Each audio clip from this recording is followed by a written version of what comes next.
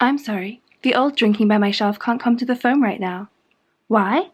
Oh, 'cause she's dead. Are you ready for it? This is the Reputation era. In this video, I am doing the Reputation era prompt, Look What You Made Me Do, which is to read a book that was recommended to you. And one of my colleagues at work actually recommended me this book, Leave the World Behind by Rumaan. I've heard mixed reviews about this one from your guys' comments, but I'm really excited about it. It looks like my kind of thing, and if I hate it, I can just hit her over the head with it and say, look what you made me do. Okay, I did get changed, I apologise, I couldn't go to work like that, but I am still all in black. This has nothing to do with reading, just want to show you my new chair. I just bought it. It's completely non-sponsored. I'm just very excited. It's a ridiculous looking chair. It's a saddle. It's called a saddle stool, and you sit in it like you're on a horse. It's supposed to be much better for your posture. That's a inappropriate angle. Anyway, this is where I'm sitting. Ugh, it slides a little too much. This is where I'm sitting to start work this morning. I have got a busy day of work ahead of me, but I just want to start reading that book. The faster I work, the faster the day will go and the faster reading time will come, right? That's how it works. I gotta slow down. I only have a very short lunch break because of meetings. I'm going to read this book. I'm going to start now for like 20 minutes. But first, this very exciting parcel just arrived. This is all of my Tis the Damn Readathon merch that I bought from Leanne's shop. I need some scissors. Oh my goodness.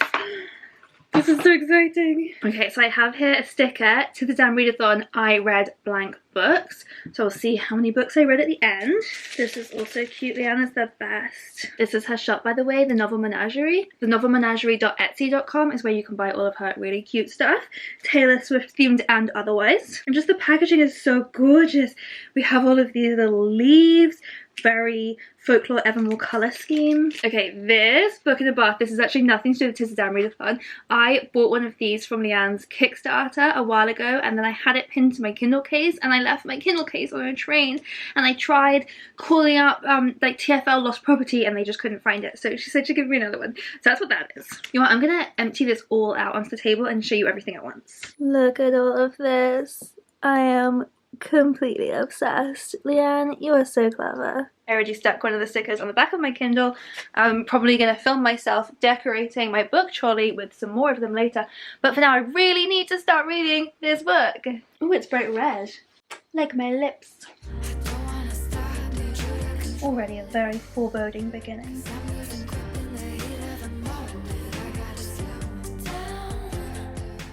I'm already finding this quite difficult to read, and I can't quite put my finger on it.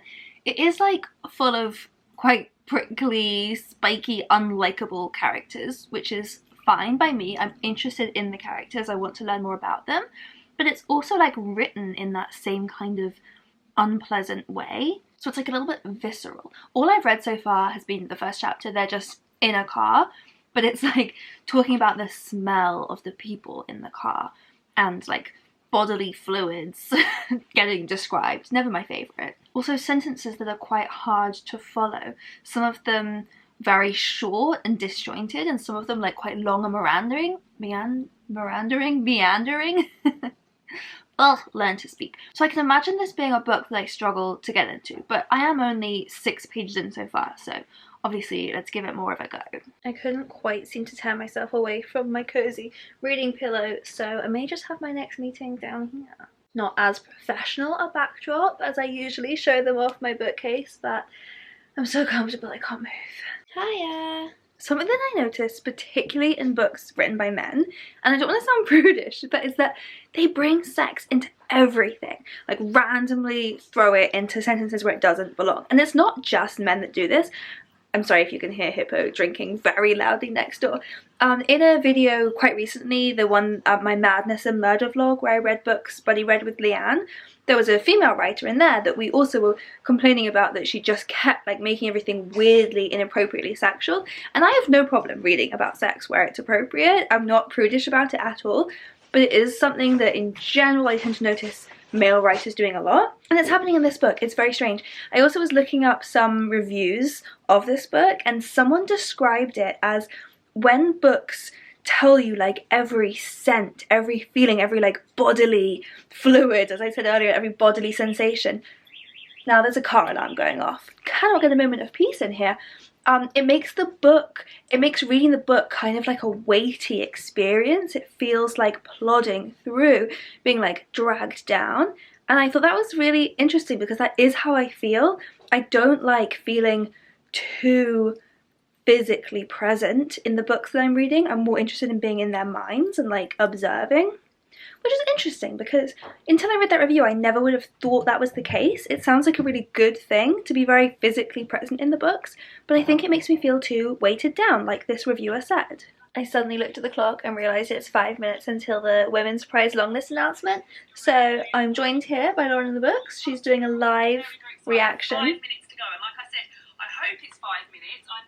I have no predictions. I'm so bad at predictions, so I cannot wait. Right, let's turn her back up. Jenny says I've got a pile of potentials next to my bed, including Birds of Uganda, yep, a burning, I've read a burning. And it got announced, and I've only read 2 of them, so I've got a lot of catching up to do. But for now, back to this baby. I'm enjoying it more than I was last time I checked in. It is strange though. Earlier I bit my lip really hard and now it really hurts. Ignore my hair please, but this is a sentence just to illustrate what I was saying. Earlier, the heat was clarifying in the way of orgasm, akin to blowing your nose. What does that sentence mean? It brings in sex for no reason, it brings in like bodily functions for no reason, and it doesn't mean anything. It doesn't make sense, it doesn't paint a picture for me. Good morning. I used to have a really nice routine of getting up in the mornings and coming down here to read, and then recently I've been bringing my phone to bed to listen to audiobooks, which helps me get to sleep but really fucks up my mornings because it means that I wake up, reach for my phone, and then just lie there on Twitter and get stressed. So I'm trying to break that cycle and forcing myself to come downstairs to this nice cozy room and do some more reading before we take Hippo on a walk. Hippo is still having her lie-in. So what's really different and interesting about this dystopian book is there is some disaster going on. We don't yet know what is causing this, but these people are in this very, very remote house. They're on holiday there, so they're like miles from anyone. They don't know what's going on. They have no phone signal anyway, so they're just cut off. And the narrator keeps giving us, like, every now and then scatters in like tiny little glimpses of what life is like in the city right now. So saying, you know, in Queens, crowds formed and panic, I can't pronounce this word, metastasized, people ran, people wept, the police barely bothered to pretend to do anything, and then just jumped straight back into this isolation. So it's really interesting being like, I guess usually we hear these perspectives from cities or from packed areas where panic is building, and this time we're getting little glimpses of that, but the main action is set in the middle of nowhere. And then compared to the panic that we know is going on in the cities, this isolated place is more just unsettling. Nothing has actually happened to them. They're not really experiencing any of the terror.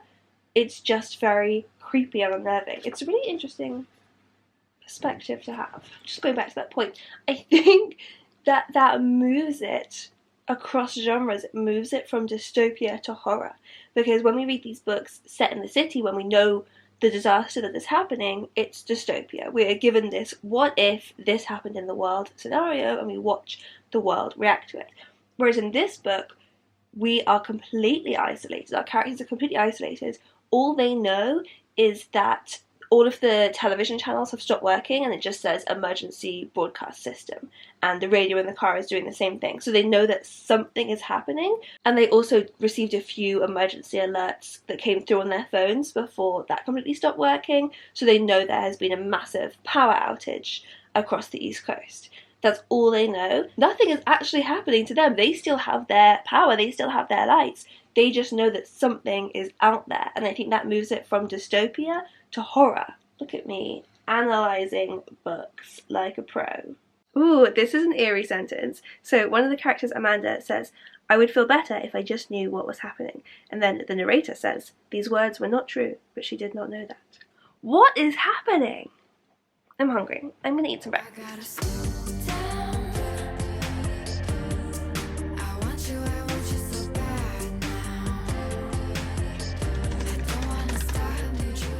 Lunchtime. We've got a very picnicky lunch on the go today with like peppers and hummus, bread and cheese, but Archie isn't ready, so I guess I'll read for a bit longer. Try not to look at my skirt. This book is so eerie. What's going on? What is going to happen? And I'm stressed because reviews that I've heard from people who didn't like this book is that they found the ending very unsatisfying. So I kind of feel like I'm never going to find out what's happening. Food time? Yeah. Let's do some good upright reading at my saddle chair. Here's another perk to the saddle chair.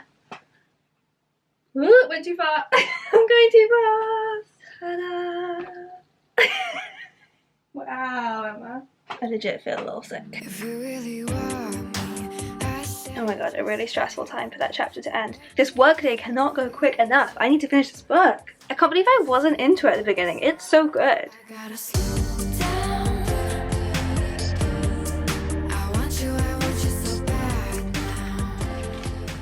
And finally, the time is here to keep reading my book. Oh my god, this book is gonna give me nightmares. I need to get some answers. This is so creepy.